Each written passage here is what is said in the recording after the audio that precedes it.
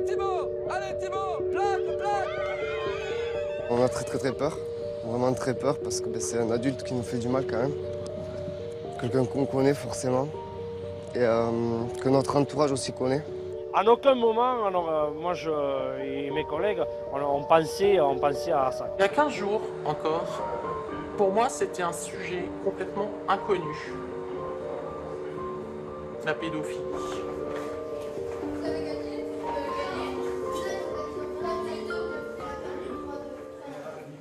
J'avais 11 ans et demi, jusqu'à 15 ans et demi, mon agresseur, ou le pédophile, m'a fait du mal. Donc c'est pour ça que j'ai pu en parler, moi, que 18 ans après. Alors pendant ces 18 années, mais dites-vous que c'est très compliqué de vivre avec ça. Et surtout qu'on vous fait croire qu'il ne faut surtout pas le dire. Cette présentation surprenante, Sébastien Boueil la reproduit chaque semaine dans des vestiaires différents du sud-ouest de la France. Depuis 2 ans et demi, son histoire, sa blessure sont devenus son combat et une association, les Colosses aux pieds d'argile. Voici 3 histoires qu'il a croisées sur son chemin, des victimes d'actes pédophiles dans le cadre du sport. Chez lui, et pendant que tu seras chez lui, il te fera du mal. Donc même si tu connais la personne, elle n'a rien à faire nue dans les douches avec toi. Ok ? Ça a commencé, j'avais 7 ans et ça a fini à l'âge de mes 16 ans. Et ça a été très long. Pendant 10 ans, Kevin est victime du pédophile type, le citoyen au-dessus de tout soupçon. L'histoire, c'est mes parents qui ont rencontré une mauvaise personne qui est devenue ensuite leur ami. Et après, du coup, il a décidé de monter un club de football avec mon père comme sponsor. Il avait la même mise après sur tous les jeunes, sur plein d'équipes et tout ça. Et il les auscultait aussi pour les maladies aux adducteurs, des trucs comme ça. Il avait plein de petits processus à lui qui faisaient que c'était un grand pédophile, quoi, je pense. On n'en parle pas, mais notre corps peut-être l'extériorise ou nos actes. Des fois, je me sentais seul alors que j'étais entouré de plein de monde aussi. C'était souvent ça mon cas, moi. Beaucoup m'ont dit que j'avais été fort, d'avoir gardé ça pour moi et tout ça, que c'était pas évident. Je déconseille à tout le monde de le garder pour ça. 2009, Kevin a 22 ans quand il craque un soir et trouve finalement la force de parler à ses proches. Il fait partie de la minorité de victimes qui parlent et portent plainte. Gérard Gambard se retrouve dans le box des accusés. Entraîneur de football dans les années 90 à Orlex et Bordère-sur-les-Chaises, il est poursuivi pour viol et agression sexuelle. 8 victimes en tout. Le bénévole idéal, président, entraîneur de club de foot, est condamné en 2014 à 10 ans de réclusion. La fin du cauchemar pour Kevin. Faut vraiment faire quelque chose pour lutter contre ça, quoi. Parce que ça détruit des vies et des futures vies surtout.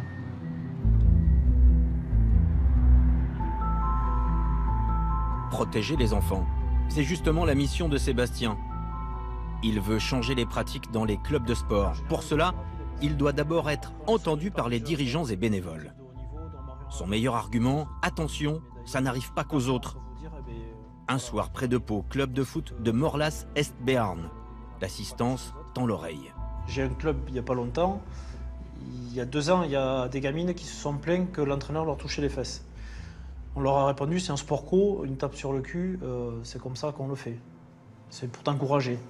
Sauf que là, elles l'ont dit, c'est que si elles l'ont dit, si elles ont mis des mots sur ça, c'est que c'était dérangeant pour elles. Donc ils l'ont pris à la légère. L'année dernière, il y avait 7 plaintes contre l'entraîneur pour viol et agression sexuelle. Certains en ont pris conscience et veulent bouger les habitudes. Voilà. Donc j'espère que ça suivra. Souvent les éducateurs sont bénévoles et c'est bien qu'ils soient sensibilisés sur ces sujets, qu'ils aient quelques notions.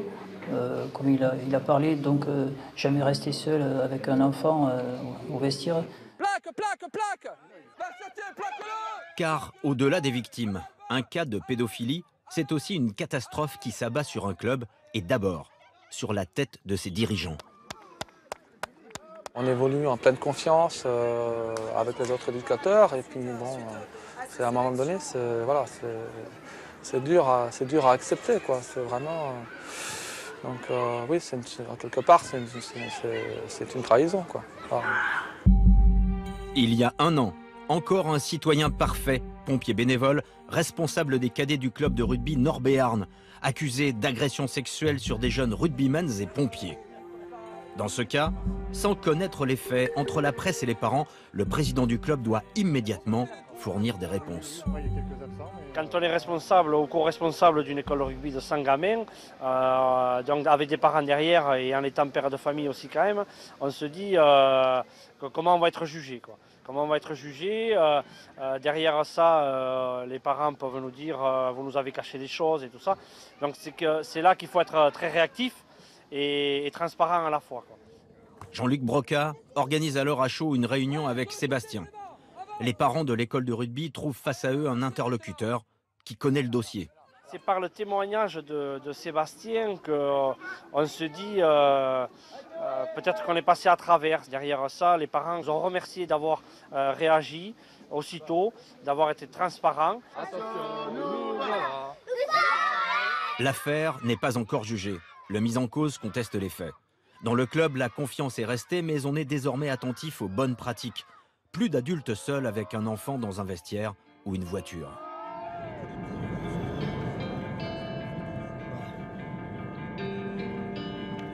Pour Sébastien, depuis quelques mois, les événements s'accélèrent. De la presse, quelques passages télé et les témoignages affluent.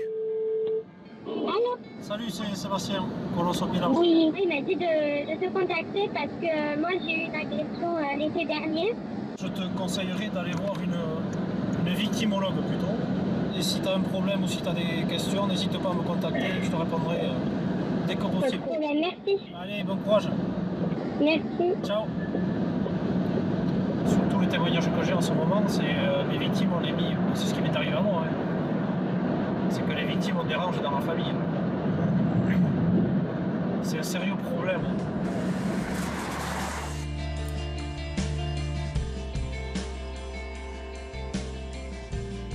Après le premier contact, Sébastien aiguille les victimes vers des avocats, des gendarmes spécialisés ou des psychologues comme Marie-Claude. Et l'ampleur du phénomène laisse pantois. Rien que dans le sud-ouest, en 2 ans et demi, Colosse au pied d'argile a reçu 1300 contacts de victimes.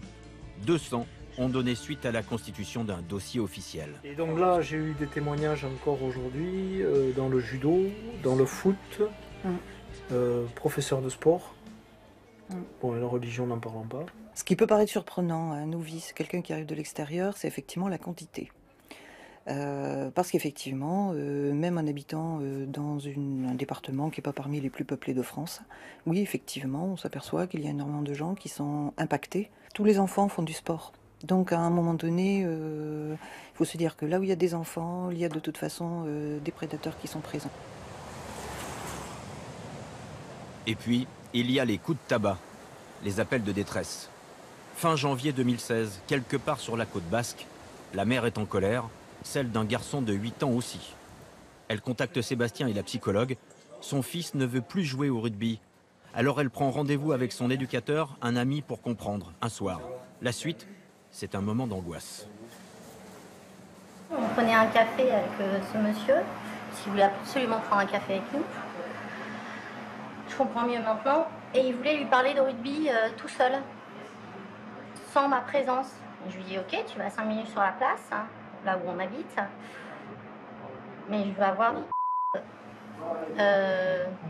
en visu. Et en fait, il s'est barré avec mon fils, j'étais avec une de mes amies, ils sont partis 20 minutes, on l'a appelé 4 fois, elle aussi, il n'a jamais répondu. Ils sont revenus quand je l'ai rappelé en lui disant écoute, tu me ramènes mon môme, sinon j'appelle les flics.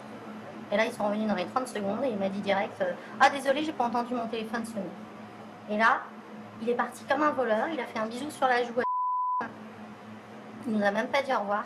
Et une fois qu'il était parti, c'est mis en larmes.